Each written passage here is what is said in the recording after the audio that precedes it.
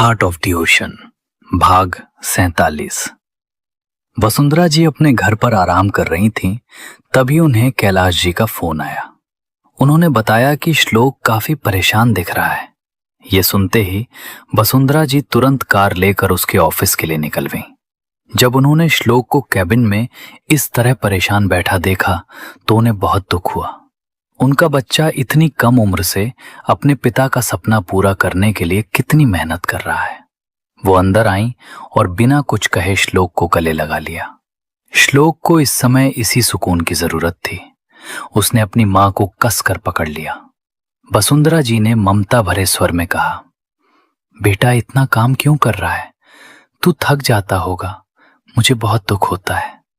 श्लोक उनसे अलग हुआ और उन्हें सोफे पर बिठाते हुए बोला, मां, मैं बिल्कुल थका नहीं हूं, आप चिंता मत कीजिए।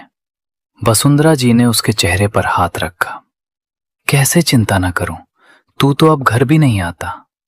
श्लोक ने कहा, मां, मुझे अकेले रहने की आदत है, पर मैं वादा करता हूं कि आपसे मिलने जरूर आता रहूंगा।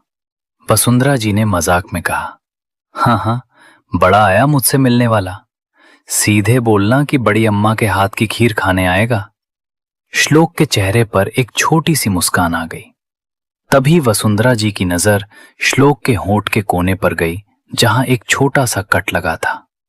उन्होंने गौर से देखते हुए पूछा, ये क्या है? ये कट कैसे लगा? श्लोक ने जैसे ही उस निशान को छुआ, उसे आकांक्षा के साथ बिताया वो किस वाला पल याद आ गया। याद आते ही उसके चेहरे पर एक प्यारी सी मुस्कुराहट खिल गई। वसुंधरा जी आश्चर्य से उसे देख रही थीं। उनका बेटा जो सालों से नहीं हंसा था, आज मुस्कुरा रहा था। उन्होंने ज्यादा सवाल पूछना ठीक नहीं समझा और कहा, अच्छा ठीक है, आज मेरे साथ घर चल। श्लोक कुछ कहता उससे पहले ही वो उसे खींचकर कैबिन के बाहर ले गईं। उन्होंने बाहर खड़े देव से कहा, बाकी काम तुम देख लेना, श्लोक आज मेरे साथ घर जा रहा है। जैसे ही श्लोक और वसुंधरा जी घर पहुंचे, गेट पर ही बड़ी अम्मा खड़ी मिली। श्लोक उन्हें देखते ही मुस्कुराया और उनके पास चला गया। यह दुर्लभ मुस्कुराहट सिर्फ बड़ी अम्मा और आकांक्षा के लिए ही थी। बड़ी अम्मा ने उसके सिर पर हाथ फेरा। मेरा बच्चा कितना दुबला हो गया है। चल अंदर आ, मैंने तेरे लिए खास खाना बनाया है। अंदर मेनका जी और कैलाश पहले से बैठे थे। श्लोक को देखकर उनके चेहरे पर नकली मुस्कुराहट आ गई। श्लोक सोफे पर बैठा ही था कि पीछे से आवाज आई, अरे तू यहां है? तो मेरी कहते कहते लक्ष्य चुप हो गया, क्योंकि श्लोक उसे गुस्से से घूर रहा था।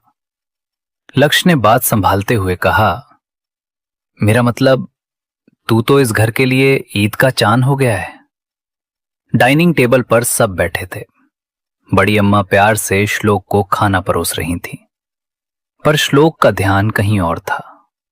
उसे बार बार आकांक्षा का परेशान चेहरा याद आ रहा था। तभी उसके कान में लक्ष्य ने फुसफुसाकर कहा, तू यहां मजे से खाना खा रहा है और मेरी प्रिंसेस वहां अकेली है। वो पहले ही अपनी रिपोर्ट को लेकर टेंशन में है। खा ले खा ले। लक्ष्य की बातें सुनकर श्लोक की भूख मर गई।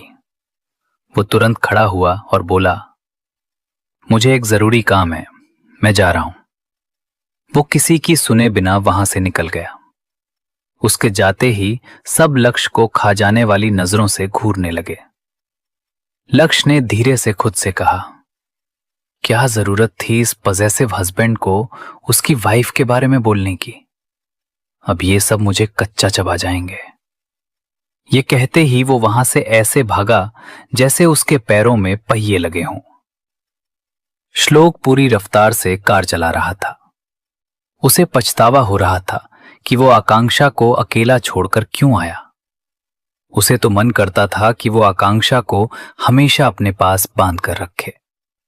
रात के 11 बजे बज रहे थे जब वो घर पहुंचा। घर में सन्नाटा था। उसने कमरे और स्टडी रूम में देखा, पर आकांक्षा कहीं नहीं थी। नीचे आने पर उसने डाइनिंग टेबल की हल्की रोशनी में आकांक्षा की परछाई देखी। वो टेबल पर सिर रखकर सो रही थी। श्लोक पास गया और कुर्सी खींचकर उसके सामने बैठ गया। वो एकटक उसके मासूम चेहरे को देखने लगा। तभी उसकी नजर टेबल पर रखे खाने पर गई, जिसे छुआ तक नहीं गया था। वो समझ गया कि आकांक्षा उसका इंतजार कर रही थी और भूखी सो गई। श्लोक को बहुत बुरा लगा। उसने धीरे से उसके सिर पर हाथ रखा। आकांक्षा, उठो। पर वो गहरी नींद में थी। श्लोक ने उसे अपनी गोद में उठाया और कमरे की ओर बढ़ गया। उसने उसे बड़े प्यार से बेड पर लिटाया और खुद उसके बगल में बैठ गया। तो क्यों खुश था लक्ष्य? क्या आया होगा आकांक्षा की मेडिकल रिपोर्ट में? क्या होगा जब आकांक्षा सुबह श्लोक को अपने पास पाएगी? जानने के लिए सुनते रहिए heart of the ocean, the devil.